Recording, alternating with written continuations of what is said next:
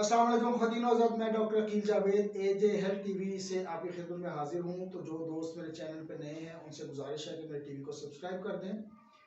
Disclaimer दे दूं कि ये जो प्रोग्राम हम करते हैं ये जूनियर डॉक्टर्स या होम्योपैथिक स्टूडेंट्स के लिए होता है। अगर किसी पेशेंट को कोई मसला हो तो बराए करम वो अपने नॉलेज से होम्योपैथिक फिजिशियन से रब्ता करें, या अगर ज़रूरी समझते हैं कि हमसे कंसल्ट करना तो voice note, WhatsApp voice note के थ्रू रब्ता कीजिएगा।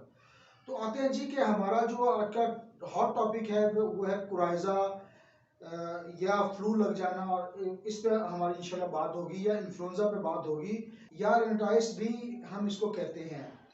तो आते हैं अपने मौजू की तरफ। कुराइजा क्या होता है? बेसिकली ये एक इन्फ्लेमेशन है, म्यूकस मेम्ब्रेन होती है नाक के पास। थोड़ी सी मैं इसको डिफाइन करने से पहले इसकी एनाटॉमी नाक की बता दूं कि ये नोस्ट्रल्स हैं, ये कार्टिलेज कहलाती है, यहाँ पे ये बोन होती है जिसको हम नाक की हड्डी कहते हैं, और ये साइनसेस वाला एरिया है। और ये म्यूकस मेम्ब्रेन या जो झिल्ली है वो यहाँ पे पाई जाती है। बेसिकली इस म्यूकस मेम्ब्रेन की जो सोजिश है यहाँ पे प्रॉब्लम क्रिएट होती है, उससे नज़ला या जुकाम या फ्लू वाला मसला हो जाता है। अच्छा, होता किस तरह है कि जब भी आपकी वाइटल फोर्स या इम्यूनिटी कमज़ोर होती है तो फॉरेन मैटर्स या फॉरेन बॉडीज जिसम पर हमला करते हैं, जिसमें इन्फ्लुएंजा वायरस मतलब शामिल है, तो वो सोजिश पैदा कर देता है इंसानी जिसम में। और इसके अलावा बेसिकली जो इन्फ्लुएंजा वायरस है ये एक वायरस है। इसके अलावा एक बैक्टीरिया है जिसका नाम एविबैक्टीरियम। एविबैक्टीरियम मैं आपको नाम डिस्प्ले कर देता हूँ, और इसकी वजह से ये प्रॉब्लम होती है। अब आते हैं जी वायरस और बैक्टीरिया में क्या फ़र्क है, थोड़ा सा इसको भी मैं डिफाइन करते जाऊँ। कि जो वायरस होता है ये बेसिकली इसको ना एक होस्ट बॉडी चाहिए होती है। इंसानी जिस्म या जानवर का जिस्म या परिंदे का जिस्म चाहिए होता है अपने आप को कायम रखने के लिए, अपनी एग्जिस्टेंस को कायम रखने के लिए एक होस्ट बॉडी या लिविंग बॉडी चाहिए होती है। जबकि बैक्टीरिया में ऐसा नहीं है। बैक्टीरिया सिंगल सेल वाला होता है, उसको डिपेंडेंसी नहीं चाहिए होती वायरस की तरह। तो जो कोराइजा होता है ये बेसिकली बैक्टीरिया से अफेक्शन होती है, इन्फेक्शन होता है। और जो इन्फ्लुएंजा है ये जो है वायरस बेस होता है। तो ये दोनों में फ़र्क है। वायरस और बैक्टीरिया का मैंने आपको एक थोड़ा सा मुख्तसर तारुफ करवा दिया, ये डिफाइन कर दिया कि वायरस जो है उसको इंसानी जिसम या लिविंग बॉडी चाहिए होती है, जबकि बैक्टीरिया सिंगल सेल होता है और उसके लिए किसी किस्म की वो नहीं चाहिए होती। तो जो वायरस है ये जब इंसानी जिस्म में दाखिल होता है तो ये मल्टीप्लाई हो जाता है, यानी कि तादाद में इजाफा हो जाता है। तो इसमें मैं एक शेर हमेशा मतलब गुनगुनाता हूँ वायरस और बैक्टीरिया को डिफाइन करने के लिए मैंने सोचा मैं आपसे भी कर दूँ। हज़रत अल्लामा इकबाल का शेर है कि जी परवाज़ है दोनों की इसी एक फ़ज़ा में, गिरगिस का जहाँ और है शाही का जहाँ और, मानी और तफील में तफावत नहीं लेकिन मुल्ला की अज़ा और है मुजाहिद की अज़ा और।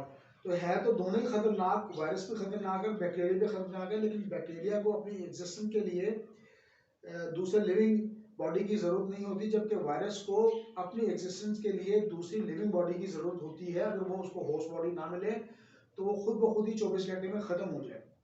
तो ये है वायरस और बैक्टीरिया का फ़र्क। तो गिरगिस ज़ाहिर है शाही, मैं बैक्टीरिया को कह रहा हूँ, गिरगिस वायरस को कह रहा हूँ, लेकिन इकट्ठे में ऐसा नहीं, दोनों खतरनाक है। अच्छा, जो टर्म्स है कोराइजा, ये बेसिकली 1930 में मतलब इसकी इब्तिदा हुई, जब ये चिकन्स में, चूज़ों में या मुर्गियों में ये बैक्टीरिया डेवलप हुआ। तो उस वजह से इसको मतलब वहाँ से कोराइजा का मतलब नाम दिया गया। अच्छा, कोराइजा क्या है? ये लैटिन लफ्ज़ है, बेसिकली लातीनी लफ्ज़ है जिसके मानी होते हैं, कुराइजा का मतलब है नेज़ल, और फिर मतलब कुराइजा का मतलब है नेज़ल यानी नोज से है, और आगे फिर इसको और डिफाइन करते हैं नेज़ल डिस्चार्ज, यानी कि नाक से पानी या मवाद का बहना। तो इससे इस वजह इसको कुराइजा कहते हैं। रिनाइटिस भी इसका एक नाम है, और जैसे मैंने बताया कि इन्फ्लुएंजा भी इसको कहते हैं, और फुलफे आम में फ्लू FLU फ्लू भी कहते हैं। कुछ लोग इसको FLUE लिखते हैं, जो कि बिल्कुल कतन गलत है। तो कमिंग बैक के होता क्या है कि इन्फ्लेमेशन होती है, वो जो नेजल कैविटी है उसकी इन्फ्लेशन है। म्यूकस जो यहाँ पे मैंने कहा था होते हैं, जब भी कोई foreign body bacteria virus attack करता है और इन्फेक्शन करने की कोशिश करता है, तो जिस्म या कुव्वत मुदाफ़ियत या इम्यूनिटी पावर या वाइटल फोर्स उसके रिस्पॉन्स में कुछ पानी डिस्चार्ज करती है, मवाद डिस्चार्ज करती है, रिलीज करती है, ताकि उस इन्फेक्शन को, उसको वायरस को, उस बैक्टीरिया को ख़त्म कर सके। तो उस रिस्पॉन्स में वो नज़ला बन के बाहर निकलना स्टार्ट हो जाता है। इसको हम नज़ला या ज़ुकाम का नाम देते हैं।